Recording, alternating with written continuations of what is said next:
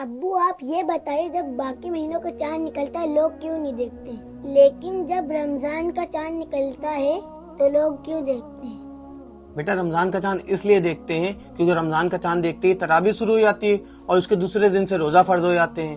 بس رمضان کا چاند اسی لیے دیکھتے ہیں ہم لوگ. بیٹا ادھر میری طرف گھومو، ہم بتا رہے سنو.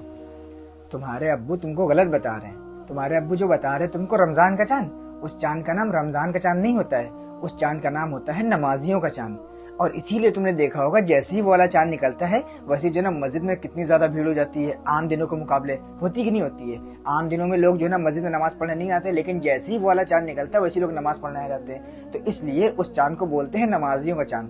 اور ایک چیز تم نے دیکھی ہوگی جس کو لوگ کہتے ہیں عید کا چاند، اس چاند کا بھی نام غلط ہے.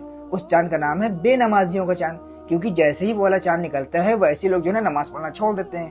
اور تم نے اس دن بھی دیکھا ہوگا خاص کر کے کہ جیسے ہی وہ والا چاند نکلتا ہے لوگ اس کے دوسرے دن اچھے سے نہا دھو کر کے نئے نئے کپڑے پہن کے جاتے ہیں آخری نماز پڑھنے. جاتے کہ نہیں جاتے ہیں؟ پھر اس کے بعد سے باقی نمازوں میں جو ہے نا بالکل مسجد خالی ہو جاتی ہے. تو اس لیے اس چاند کا نام ہے بے نمازیوں کا چاند. اور جو پہلا والا چاند ہے رمضان والا جس کو لوگ کہتے ہیں اس کا نام ہے نمازیوں کا چاند. سمجھ گئے نا؟ کمبخت کہیں کے تو پڑھا لکھا ہو کے اپنے بھتیجے کو غلط سلط باتیں سکھا رہا ہے. دیکھ رہا ہے بھی وہ بچہ ہے، یہ نہیں سوچ رہا ہاں ابھی وہ جو دیکھے گا جو سنے گا وہی تو سیکھے گا. تو اسے اچھی باتیں سکھانے کے بجائے غلط سلط باتیں سکھا رہا ہے. بس یہی بات تو ہم بھی کہنا چاہتے ہیں بھائی کہ وہ ابھی بچہ ہے، وہ جو دیکھے گا جو سنے گا وہی کرے گا. ابھی وہ آپ کو دیکھ رہا ہے کہ آپ ہفتے میں ایک دن جمعے کی نماز پڑھنے جاتے ہیں، تو بڑا ہو کر کے وہ بھی جمعے کی نماز پڑھے گا.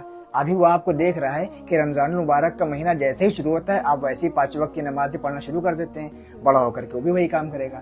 بھائی بچوں کی تربیت پر جو سب سے زیادہ اثر پڑتا ہے نا وہ ان کے ماں باپ سے پڑتا ہے کہ ان کے ماں باپ کیسے ہیں. اگر ماں باپ نمازی ہیں تو بچہ بھی ضرور نمازی ہوگا انشاءاللہ، اور اگر ماں باپ بے نمازی ہیں تو بچہ بھی بے نمازی ہوگا. لیکن کبھی کبھی ایسا ہوتا ہے کہ اگر بچہ نمازی ہے تو ماں باپ بے نمازی ہوتے ہیں، یا ماں باپ نمازی ہیں تو بچہ بے نمازی ہوتا ہے. یہ کبھی کبھی ایسا ہوتا ہے.